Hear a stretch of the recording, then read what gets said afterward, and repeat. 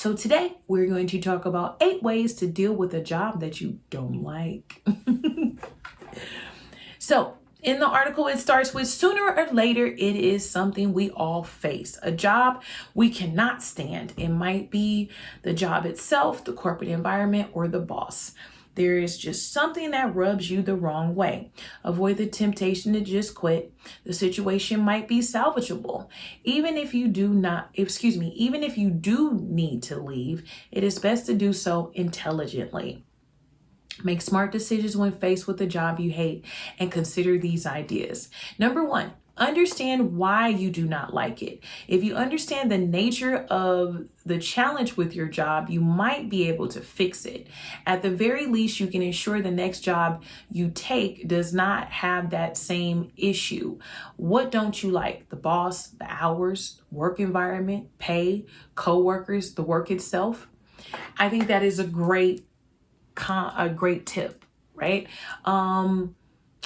Even at the company that I'm working with now, there was one of the promotions that I received I absolutely did not like. Well, how I ended up dealing with it was I reached out to my boss, we would meet weekly to go over my production, and I was doing great, but I was explaining to my boss that I did not like it. It was driving me nuts, and that I was just very frank about it. I was just open and honest, like, I'm not liking this. I wish there was something else I could do. And my boss's comment was, well, Kendra, you're doing really great at it. And I said, well, I'm here to work. So I'm going to do a great job at work, but I'm just letting you know I don't enjoy it. And so by me letting my boss know, that was how I got my first promotion, because he knew I still did a great job at the job, because I liked working from home. I liked the job. I liked the company, but it just was that particular position that I had. I did not like it. And so when a position opened up that he felt like I was a good, candidate for it, he actually tapped me on the shoulder and was like, Kendra, hey, this is going on, and I put your name brought your name up in order for you to be considered. And so that was my actual first promotion. So if there's something that you don't like, you do want to take the time to understand why you don't like it. I do believe that's the reason why my boss didn't take even my feedback as something negative, because I was letting them know I love the job. However, this part I don't like. So I wish I would love to stay here, but if there was something else I could do, it would be great. So yeah, you definitely want to take time to understand why you do not like it, so that you can fix it. And so by fixing it, I actually brought it up to my boss, and if the fix it is to move on to another company for yourself, at least you can know what to look for that you don't want in that next job. Tip number 2, change what you can. It is possible that the things you do not like about your job can be changed. You might be able to alter your schedule or move into a different cubicle if you're in the office. We're talking about work from home specifically, but perhaps there are other positions within the company that will make you happier. Avoid being a victim and change what you can. Absolutely. As I mentioned, I told my boss, hey, I don't like this position. The position that I have now, how I got this position was I applied for it. The company that I work for, they are global. And so, I apply whenever I see a job that I want. I don't always get it. I think, 3 times I've applied for something that I didn't get, but still, I'm looking for something more. I want to do something different. I have no problem expressing that. I like my job. I like what I do. But if there's something more that I can do or learn just because of the type of person I am, I will definitely go for it. So change what you can. Look for what you can change. If you can, change it. If you can't, move on to a job that you love. But at least by articulating what you don't like, you're able to discover what you do want and like. Number 3, develop your skills. The job might stink, but that does not mean there is nothing to be gained from it. You might build some valuable skills to get the necessary experience to move on to the next level. What are the benefits of your current position? Do what you can to maximize them. Absolutely agree with this. Every single thing in life, you should be learning something from it. I am an advocate of learning something new every day.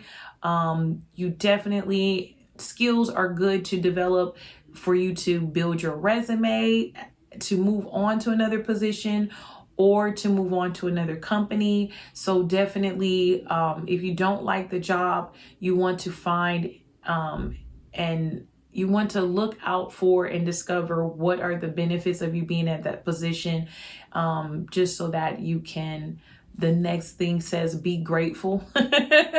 So then number 4 says be grateful. List all the benefits of having your job. It might not seem as bad as you initially thought. And that, like I said, when you take the time to learn those skills, and think about what are the benefits of your current position, you're able to be grateful. I know even my boss, he had asked me one time, I don't even know how or why he asked me, but he was like, you always say thank you, thank you. And I told him, I said, I like to do as many thank yous as I can, because it just incites gratefulness. And the more grateful I am, the more gifts I get, so something that I practice and believe on my own. So yes, you definitely want to be grateful, because some people don't have jobs. Some people would love to have your job.